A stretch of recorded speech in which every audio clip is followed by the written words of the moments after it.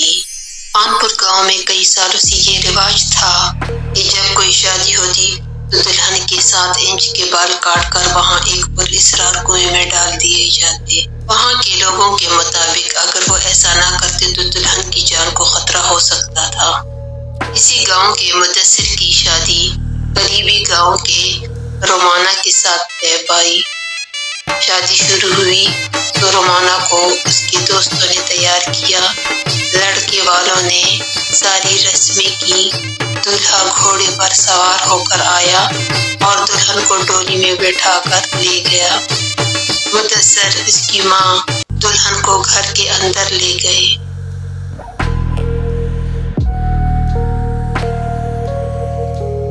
تو مدثر نے رومانہ سے کہا کہ اگر کسی چیز کی ضرورت ہو تو مجھے یا اماں کو بتا دینا۔ تو دلہن نے شرم کے مارے اپنا سر جھکا دیا اور پھر اس کی ماں کہتی ہے کہ آپ کو یہاں کا دستور پتہ ہے، مجھے آپ کے 7 انچ کے بال کاٹنے ہوں گے۔ اس کی ساس اس کی چٹیاں کاٹنے کے لیے اس کی طرف جاتی ہے۔ تو دلہن کہتی ہے کہ میں اس طرح کی کسی بات پر یقین نہیں رکھتی، یہ سب پرانی باتیں ہیں اور میں اس طرح کے رواجوں کو نہیں مانتی، میں بال نہیں کاٹوں گی۔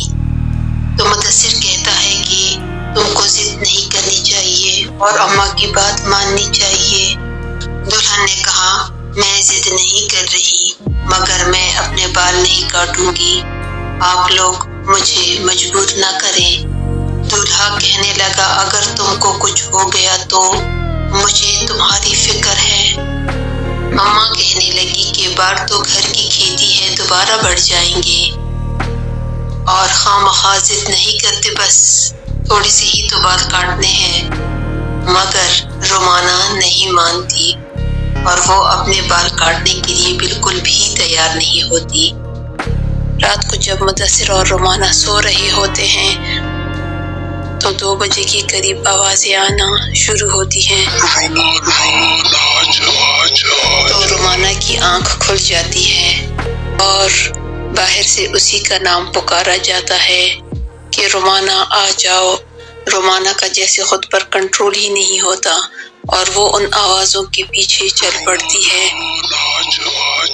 جیسے ہی وہ دروازے کے قریب جاتی ہے تو دروازہ اپنے آپ کھل جاتا ہے اور وہ آوازیں اس کو کھینچ کر باہر لے جا رہی ہوتی ہے اور رومانہ ان کی طرف چلتی جاتی ہے، جیسے کہ رومانہ کا خود پر کنٹرول ہی نہیں ہو اور وہ ان آوازوں کے پیچھے خود بخود چلتی جاتی ہے۔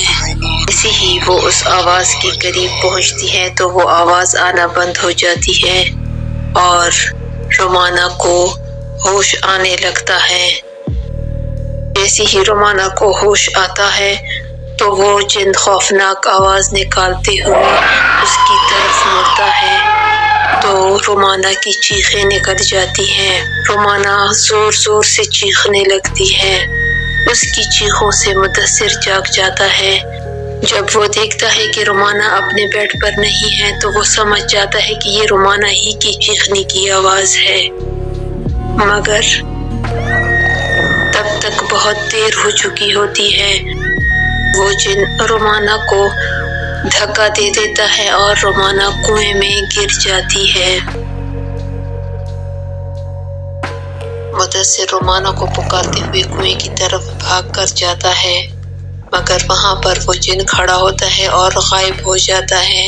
مدثر کنویں کے اندر دیکھتا ہے اور زور زور سے رومانہ کو پکارنے لگتا ہے، مگر کنویں سے کوئی آواز نہیں آتی۔